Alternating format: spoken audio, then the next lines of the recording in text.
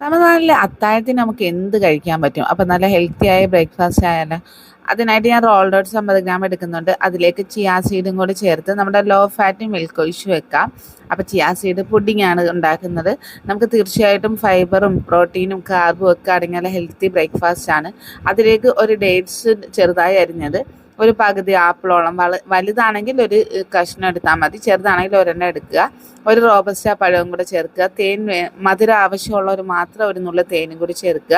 അതിലേക്ക് ഒരു spoon peanut ബട്ടറും കൂടെ ചേർത്ത് നല്ല രീതിയിൽ മിക്സ് ചെയ്യുക.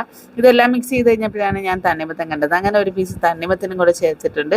അതിലേക്ക് 3 നട്ട്സ്, 3 ബദാം, 3 പിസ്തയും കൂടെ പൊടിച്ച് ചേർത്ത് നല്ല രീതിയിൽ മിക്സ് ചെയ്ത് ഫ്രിഡ്ജിൽ സൂക്ഷിക്കാം.